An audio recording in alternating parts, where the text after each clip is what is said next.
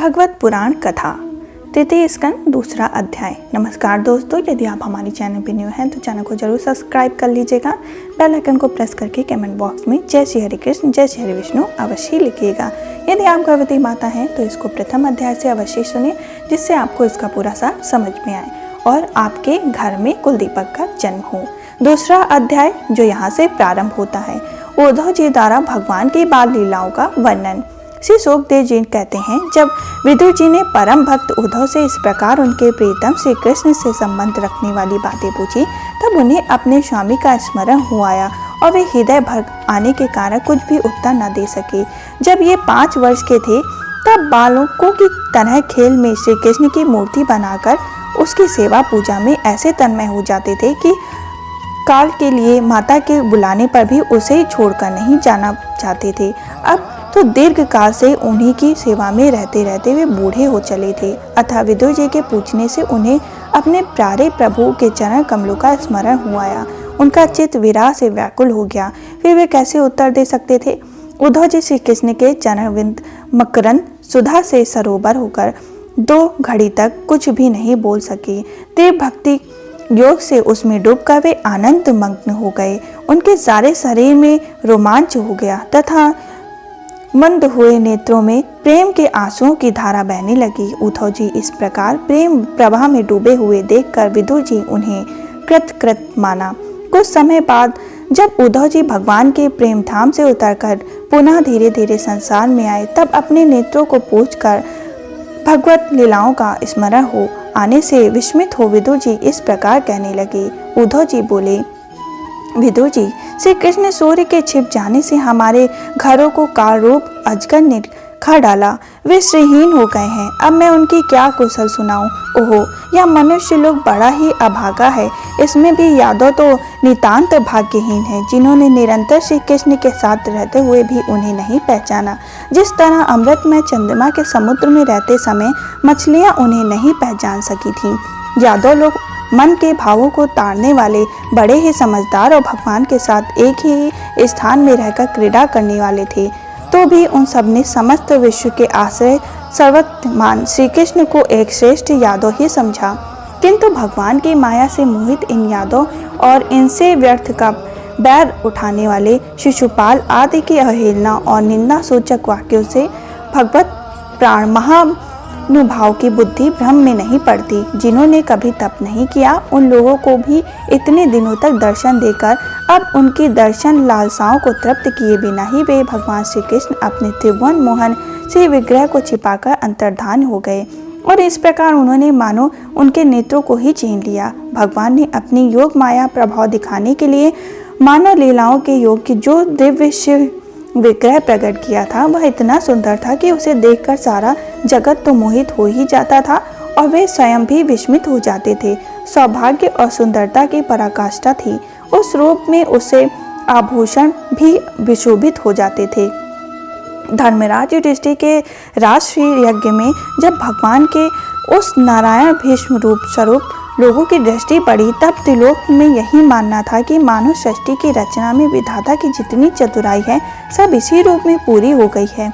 उनके प्रेमपूर्ण हास्य विनोद और लीलाओं में चितवन से सम्मानित होने पर ब्रज बालाओं की आंखें उन्हीं की ओर लगी जाती थीं और उनकी चित्त भी ऐसी तल्लीन हो जाती कि वे घर के काम धंधों को अधूरा छोड़कर जड़ पुतलियों की तरह खड़ी रह जाती।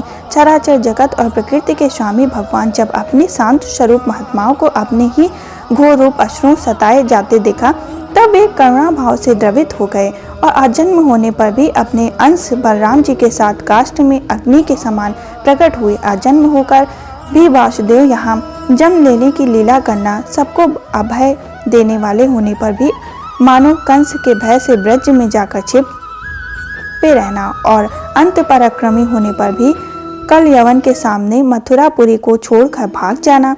भगवान की लीलाएं याद आकर मुझे बड़ी ही बेचैनी कर डालती हैं। उन्होंने जो देवकी वासुदेव की चरण वंदना करके कहा था, पिताजी माताजी, कंस का बड़ा भय होने के कारण मुझे आपको कोई भी सेवा न बन सकी। आप मेरे इस अपराध धर पर ध्यान न देकर मुझ पर प्रसन्न हो। श्री कृष्ण की ये बातें जब याद आती हैं, तब आज भी मेरा चित्त अत्यंत ही व्यथित हो जाता है।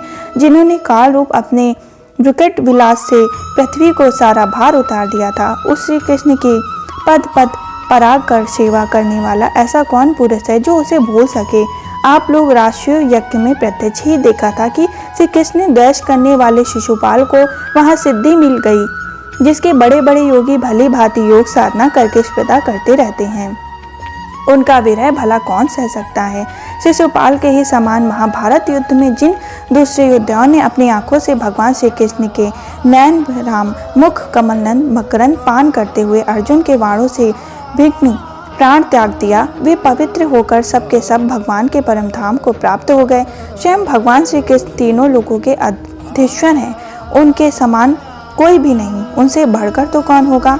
वे अपने स्वतः सिद्ध ऐश्वर्य से ही सर्वदा पूर्ण काम इंद्राणी असंख्य लोकपाल गण नाना प्रकार की भेंट लाकर अपने अपने मुकुटों के अग्रसर उनके चरण रखने चौकी को प्रणाम किया करते थे।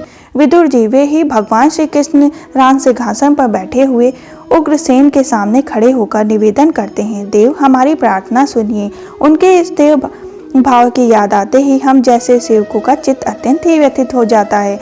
पापनी पूतना ने अपने स्तनों में हलाहल विष लाकर श्री कृष्ण को मार डालने की नियत से उन्हें दूध पिलाया था, उसको भी भगवान वह परम गति दी जो धाय को मिलनी चाहिए। उन भगवान श्री कृष्ण के अतिरिक्त और कौन दयालु है जिसकी शरण ग्रहण करे। मैं अशोक पर भगवान भक्त समझता हूँ, क्योंकि भैरव जनित क्रोध के कारण उनका चित्त सदा श्री कृष्ण में लगा रहता है और उन्हें रणभूमि में सुदर्शन चक्रधारी भगवान कंधे पर चढ़ाकर झपटे हुए गरुड़ जी के दर्शन हुआ करते थे। ब्रह्मा जी की प्रार्थना से पृथ्वी का भार उतार कर उसे सुखी करने के लिए कंस के कारागार में वसुदेव देवकी के यहाँ भगवान ने अवतार लिया। उस समय कंस के डर से पिता वासुदेव ने उन्हें नंद बाबा के ब्रज में पहुंचा दिया। वहां वे बलराम जी के साथ 11 वर्ष तक इस प्रकार छिप कर रहे कि उनका प्रभाव ब्रज के बाहर किसी पर प्रकट नहीं हुआ।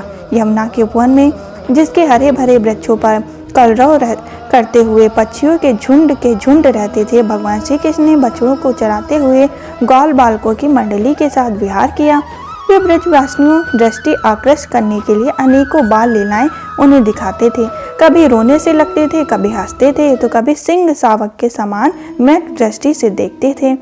फिर कुछ बड़े होने पर वे सफेद बैल और रंग बिरंगी शोभा की मूर्ति गौ को चराते हुए अपने साथी गौ को बांसुरी बजा बजा कर रिझाया करते थे। इसी समय जब कंस ने उन्हें मारने के लिए बहुत सी मायावी और मनमाना रूप धारण करने वाले राक्षस भेजे, तब उनको खेलते ही खेलते में भगवान ने मार डाला।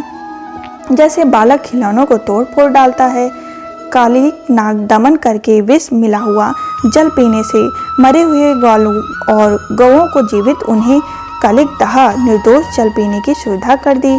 भगवान श्री कृष्ण ने बड़े ही धन का सद्भाव कराने इच्छा से श्रेष्ठ ब्राह्मणों के द्वारा नंद बाबा से गोवर्धन पूजा गौ यज्ञ करवाया। भद्र इससे अपना मन होने के कारण जब इंद्र ने क्रोधित होकर व्रज का विनाश करने के लिए मूसलाधार जल बरसाना आरंभ किया, तब भगवान के करुणावश खेलते ही खेल में छत के समान गोवर्धन पर्वत को उठा लिया और अत्यंत ही घबराए हुए ब्रजवासियों तथा उनके पशुओं की रक्षा की।